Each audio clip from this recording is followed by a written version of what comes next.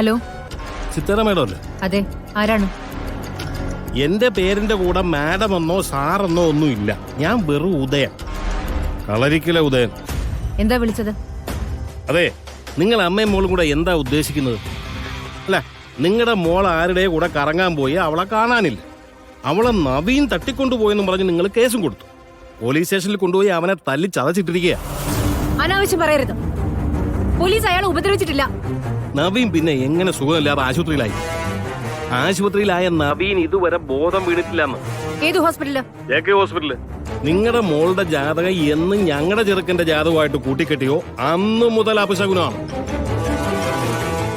എന്തിനാ പെണ്ണുമ്പിള്ളേ നിങ്ങളുടെ ശാപവും കൂടി ഞങ്ങളുടെ തലയിലോട്ട് കെട്ടിവെക്കുന്നത്? ആർക്ക് ശാപം? എനിക്കോ അതോ എന്റെ മോക്കോ?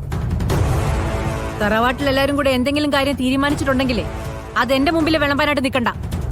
സിതാര ശ്രീനിവാസനെ നിങ്ങൾക്ക് ശരിക്കും അറിയില്ല. അയ്യോ, ഞങ്ങൾക്ക് അത്ര കൂടുതൽ അറിയാനുള്ള ആഗ്രഹമൊന്നുമില്ല.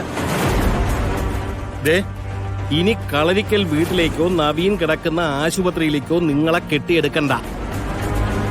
കളരിക്കൽ കുടുംബത്തിന്റെ പാരമ്പര്യം എന്താണെന്ന് നിങ്ങൾക്ക് ശരിക്കും അറിയത്തില്ല. ശത്രുക്കളോട് ഒരു ദയം കാണിക്കത്തില്ല ഞങ്ങള്. Stop it. തറവാടിത്തത്തിന്റെ പേരിൽ നിങ്ങളെന്നല്ല എനിക്ക് നേരെ ഭീഷണി ഉയർത്തി കളരിക്കൽ തറവാട്ടിൽ നിന്ന് ആര് വന്നാലും അവരൊരു പാഠം പഠിച്ചേ മടങ്ങും.